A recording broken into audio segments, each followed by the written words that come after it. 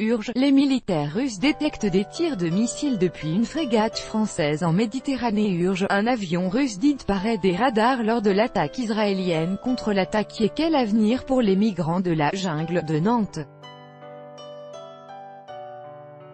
Gaël Nicole. 4 associations nantaises assignent les autorités en justice afin de garantir un hébergement digne pour les quelques 500 migrants installés dans le campement du square d'Avier, au cœur de Nantes. La responsabilité de leur sort divise les élus. Une nouvelle jungle voit-elle le jour en plein centre de Nantes, établi square d'Avier? Les conditions de vie sur ce campement de fortune sont jugées complètement indignes par des associatifs, qui ont décidé de saisir la justice. Les associations nantaises, la CIMAD, la Ligue des droits de l'homme, le MRAP et l'association de soutien aux collectifs enfants étrangers, ainsi qu'une dizaine de migrants, ont déposé vendredi un recours devant la justice administrative afin que trouver une solution d'hébergement à ces quelques 500 migrants qui s'entassent dans des tentes depuis des mois. J'ai été sur le camp et j'ai été très choquée, raconte l'avocate Amandine Leroy, qui porte ce recours avec me Stéphanie Rodriguez Deveza, citée par Presse Océan. Il suffit de sentir les odeurs. Ces personnes n'ont pas la possibilité, la nuit, d'aller jusqu'aux sanitaires installés quai Baco.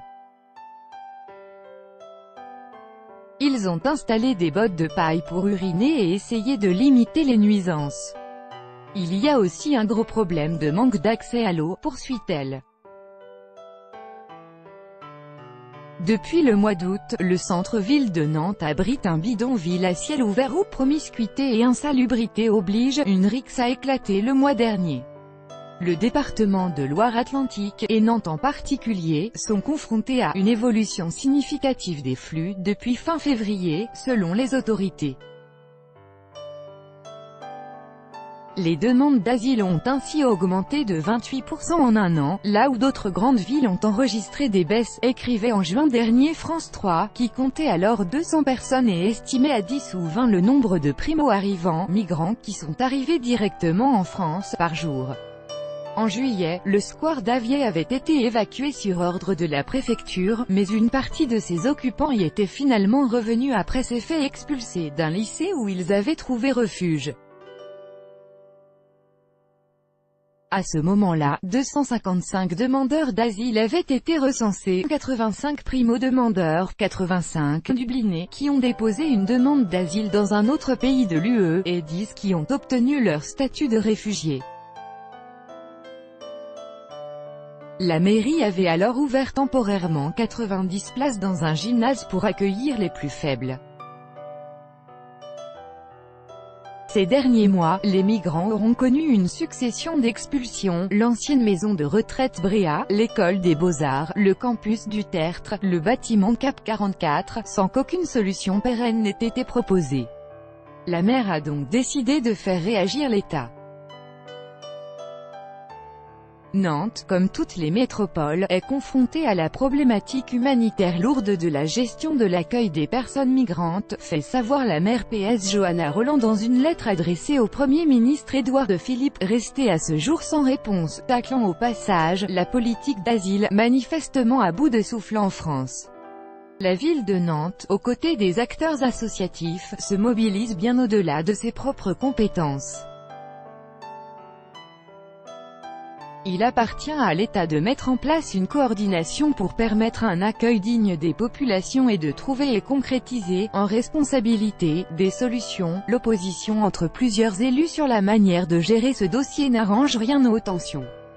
Alors que le maire de Nantes demande la création de places en centre d'accueil pour demandeurs d'asile, CADA, 2 députés LREM contestent cette logique, affirmer que des places d'hébergement supplémentaires constitueraient la solution à cette crise est faux, avancent les députés Valérie Opel-Théoda Mado dans un communiqué.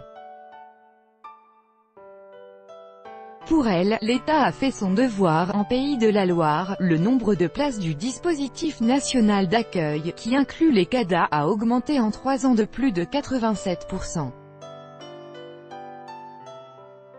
Nous parlons donc d'un peu plus de 2300 places supplémentaires, et évoque plutôt un problème de saturation. Actuellement, le problème réside dans la saturation du dispositif national d'accueil existant, qui est normalement destiné aux seuls demandeurs d'asile.